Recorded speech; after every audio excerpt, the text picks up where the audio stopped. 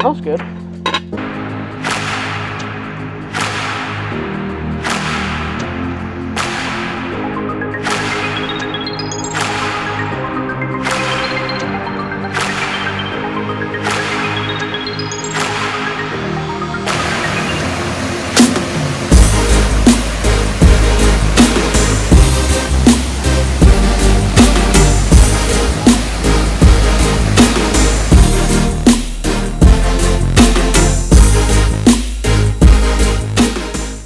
Alright, well friends, good morning from our campground here at Blackwater Falls State Park in wild and wonderful West Virginia. It's cold.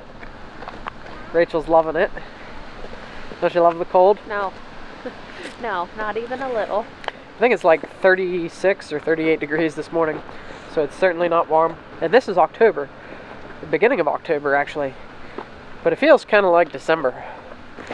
We are going to attempt to walk over to the falls from the campground here. That's kind of our goal. We always like when we can walk from our campground to see something. Tomorrow's Columbus Day, and you would think that people would be sticking around, but it seems like the campground's kind of clearing out. It's emptying. But we used the off-school holiday as a way to get an extra day without having to take Sarah out of school. Some of it might be that not everyone has today off, because my mom's school district doesn't have tomorrow off. Yeah, but we use the days off that are built into her schedule as camping weekends, because we kind of think that camping for just coming on a Friday and leaving on a Sunday, here, to be honest, I'm wishing for another day than we have. So if we were here any shorter, it'd be really disappointing.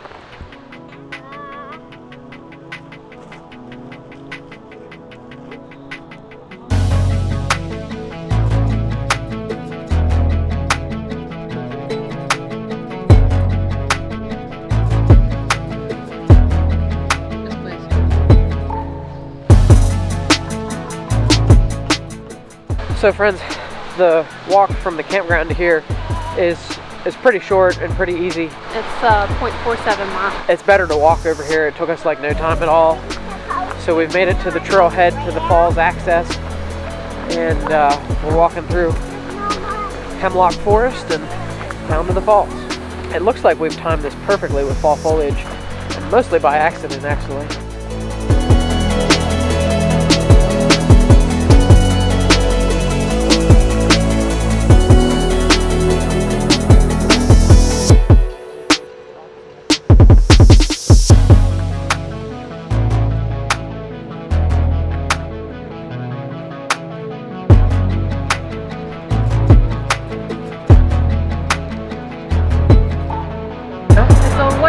Waterfall trail. Huh. You get create like a digital passport, and you check in with the QR code at every single waterfall on this trail. I think that's really cool. So it says the canyon walls are sandstone, which is a harder material, and that forms the walls. And apparently the sands is what produces natural gas and oil, which you'll find plentiful here in West Virginia.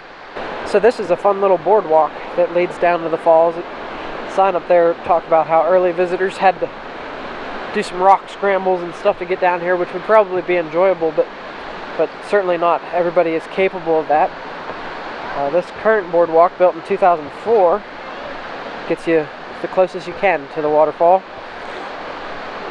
So we're gonna go down and check it out. But it's cool here walking through the forest, and it does feel real natural. It's very well done.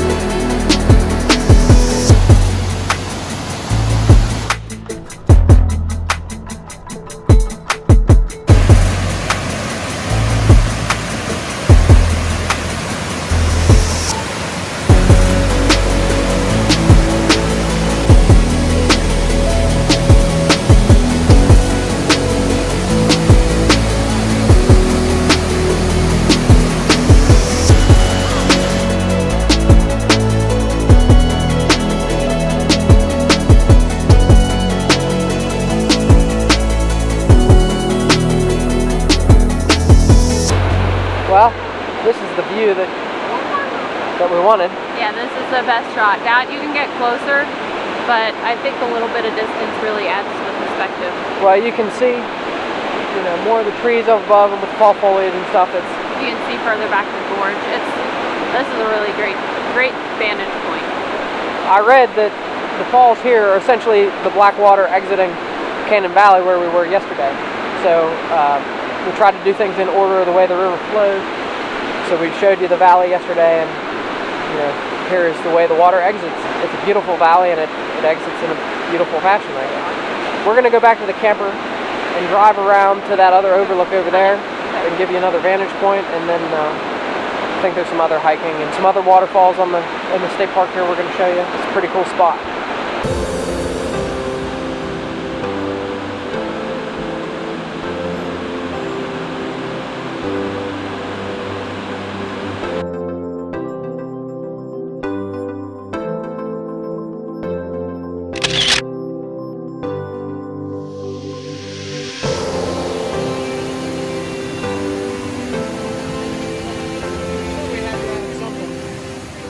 Alright, my friends, the trail we're going on to Elakala Falls is just over here.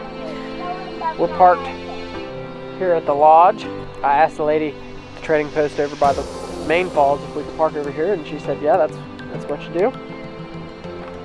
So if you have any reservations about that, you can park here. And we're lucky we got front row seat to the trail. So that's the plan. We're going to take this trail down to Elakala Falls, and then we're going to try to get on the balanced rock trail and go check that out. So it should be about 1.5 miles each way.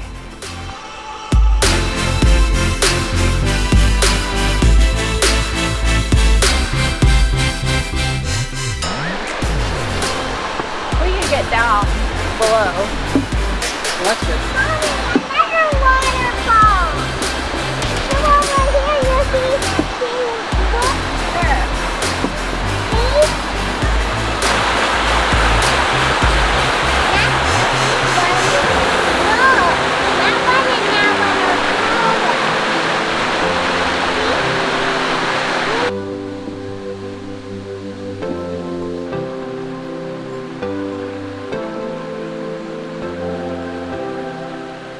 So friends, you'll come across the bridge, which is just that way, and then come down here, and there's this little side spur trail that takes you down below the falls.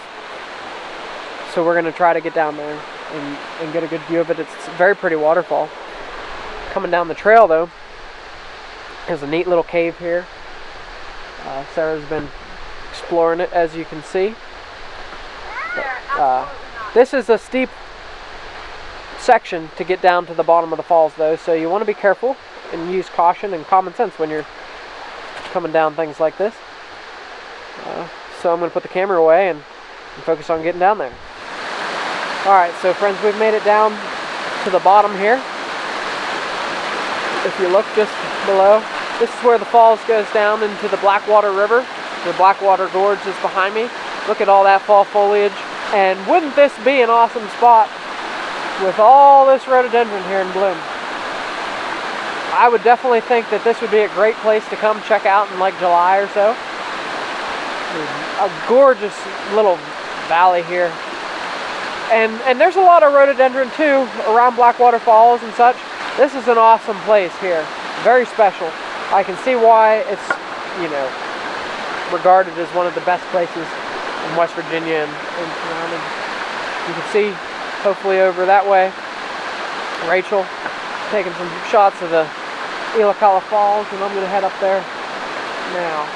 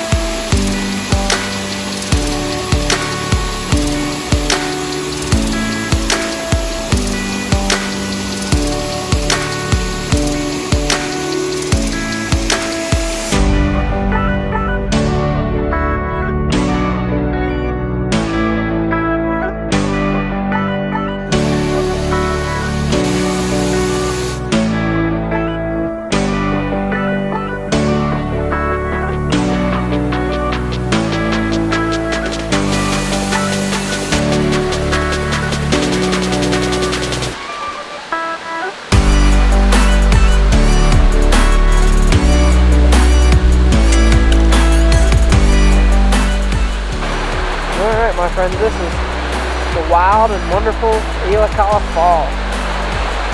What a gorgeous spot it is.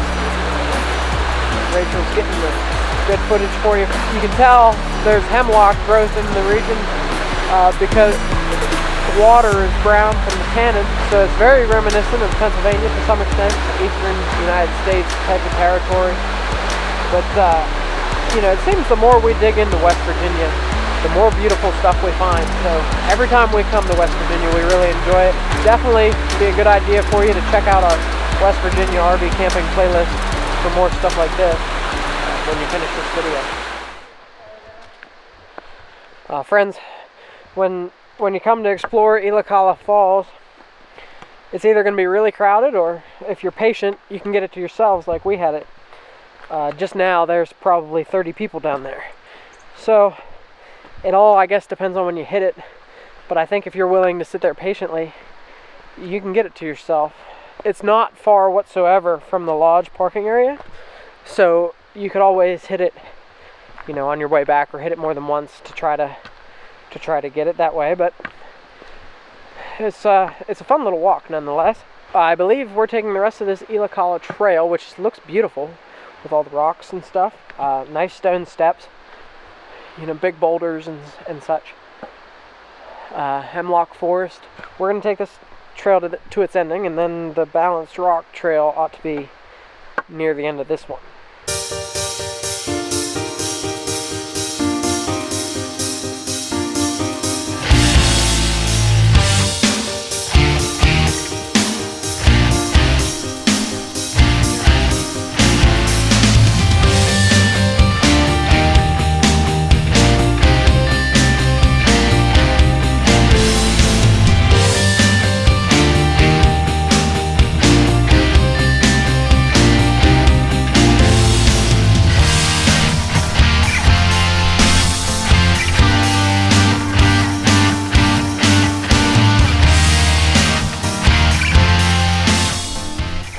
Alright, my friends, look at this here. I think we're at the Pendleton Falls Overlook, I think is what it's called. We came off the Elakala Trail, and I noticed that this was over here. And we've driven past here several times, but I think the fall colors have gotten even more vibrant over the past 3 days that we've been here. I've never seen anything like this, I don't think. It's a beautiful, beautiful gorge. The waterfall just down there that you can see from here. It's just awesome. It's really just awesome. And just across the way, I don't know if it shows up on camera, but there's some nice windmills and stuff, and some rock formations and things. It's just beautiful. And so I highly recommend you come here in the fall, because it's the reds and all the color is just amazing. So I never really considered myself a leaf peeper, but the more we do this time of year, the more we appreciate that kind of thing. And just the temperature today, it's cold, but it's a really good day for a hike. And he can't keep his hat on, so his head keeps getting cold.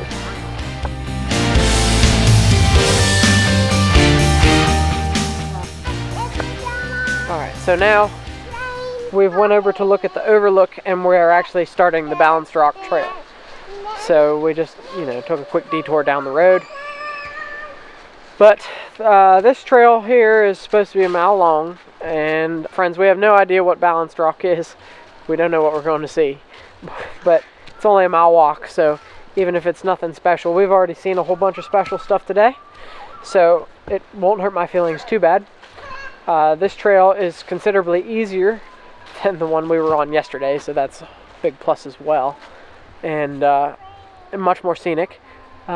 Better marked as well. We got orange blazes in the trees. So yeah, that's one of the things about this channel, is sometimes we blaze the trail and show you things that maybe you haven't seen on YouTube before, and then you'll know if it's worth walking to or not.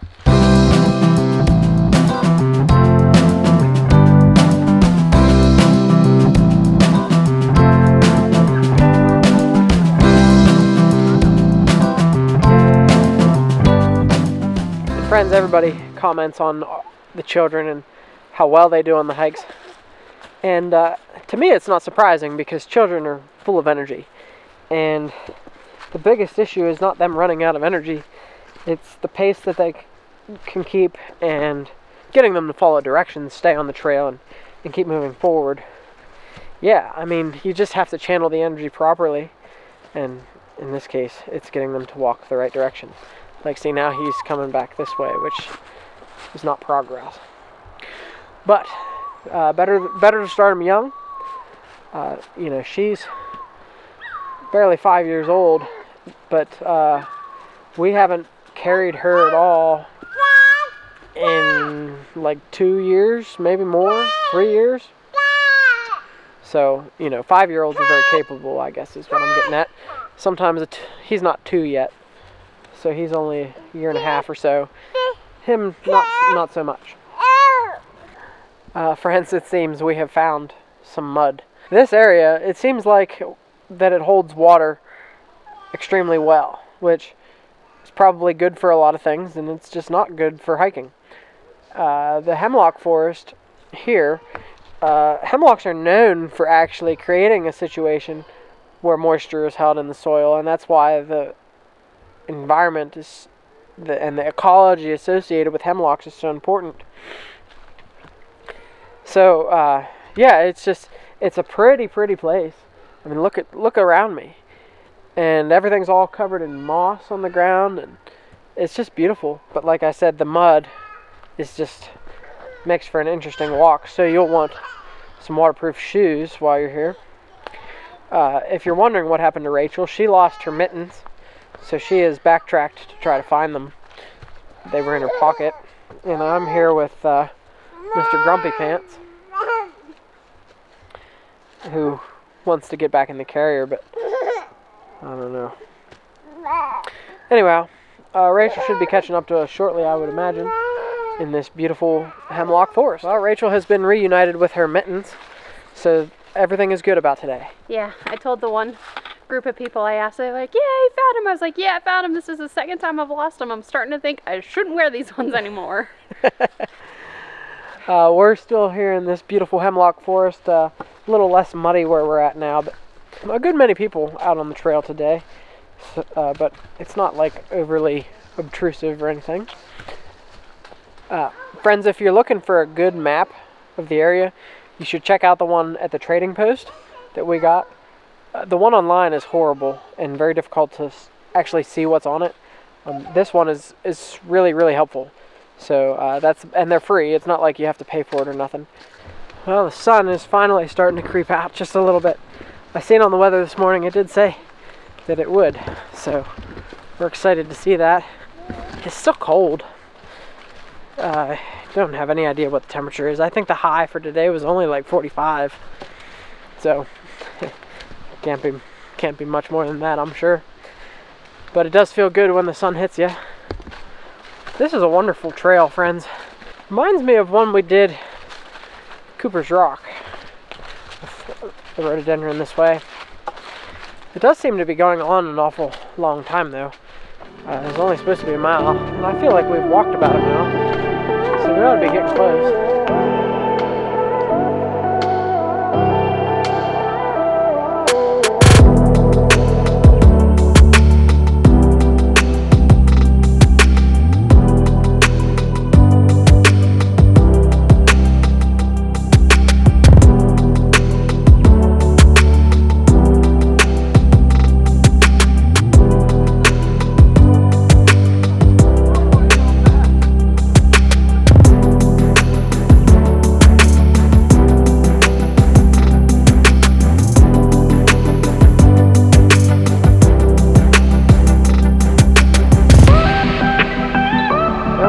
This here is Balanced Rock. There's a good view of it. It's not much to see. It is a neat rock, though. I don't know what kind of stone this is. Do you know? I don't remember my geology very well, but it's like a conglomerate because of all the different particulates. Yeah, it's all kind of little pebbles, like glued together almost. It's really quite interesting. And it obviously must be a very hard material for it to be here, like uneroded and untouched and such. Well, it is eroded because you can tell around the base of the rock, all the miniature pebbles inside the rock are like falling out. Now I don't know if that's from people climbing it or Yeah, I'm sure people climb it. But this tree behind us is pretty cool too. I believe it's a hemlock, and it looks rather large. And you can see up above there are some blue skies. So, but yep, that's the rock.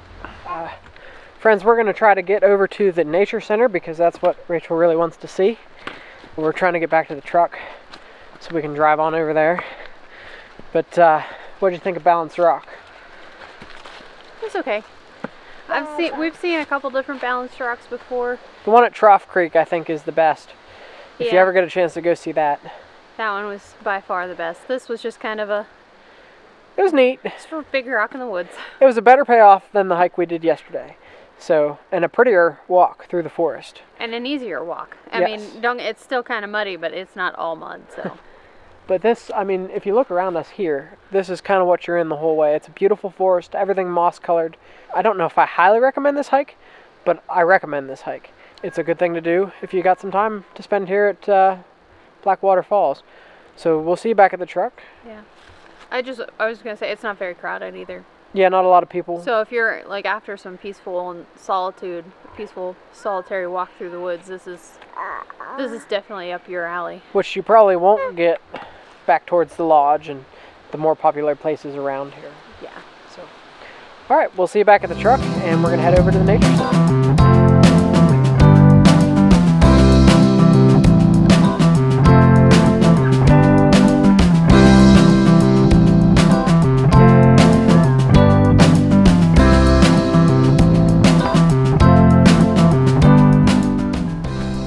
Well, on our way over here, we got to see some deer, which was pretty cool. They seem like they're pretty tame. They were okay with like just being right next to people. So that's a little weird. But here's the Harold S. Walters Nature Center. So we're gonna check it out. I'm sure the kids will enjoy it. Maybe we'll learn something.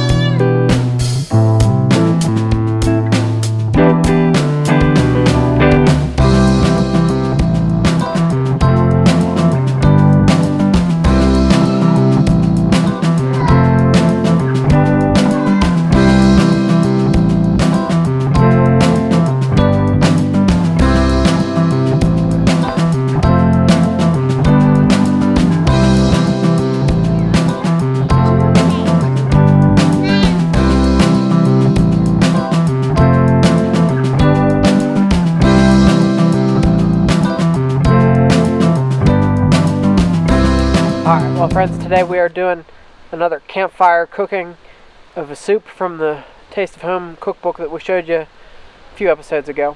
Some sort of creamy chicken rice thing.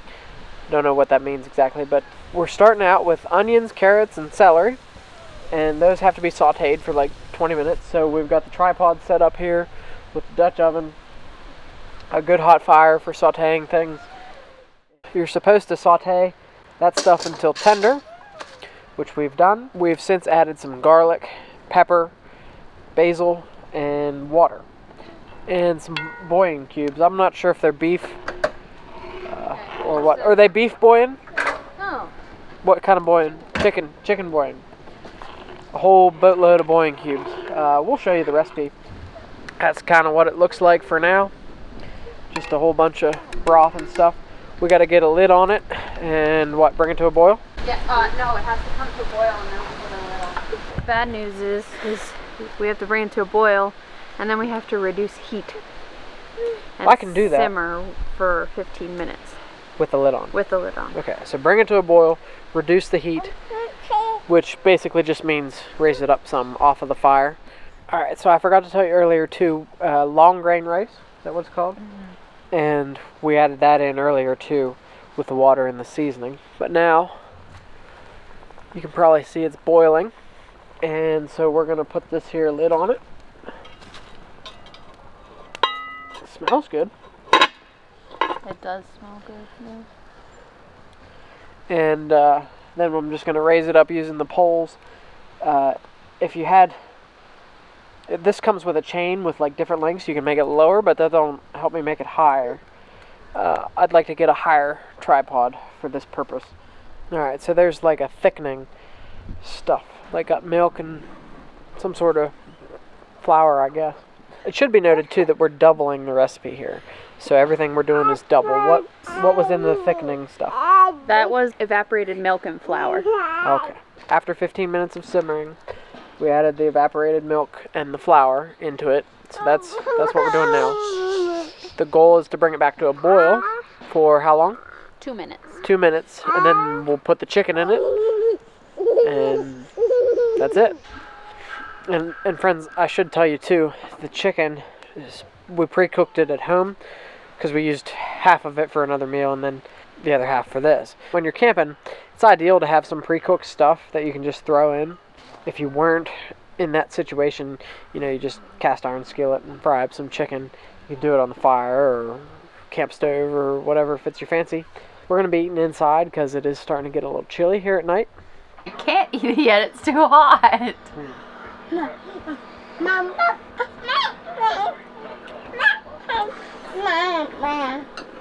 It's good. I can't tell if the rice, we don't usually use this rice, so I can't tell if it's always supposed to be like this or if we undercooked it.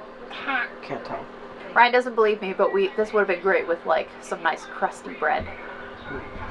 With us, friends, because we're here at wherever we're at, Blackwater Falls State Park. We got some West Virginia fruit and berry. Uncle Jake's elderberry wine. They have this over at the trading post over at the falls. Pride and tradition of West Virginia. I'm not 100% certain if you're allowed alcohol in state parks in West Virginia, but if they sell it here, I figure it's probably okay. That's our dinner for today, and I would imagine that's the end of this episode also. So, friends, we will see you next Thursday at 5 o'clock. Leaving here tomorrow and going to Bass Pro Shops. I think we're going to try to film that, and that's kind of the prelude to the next adventure. So, we'll see you then.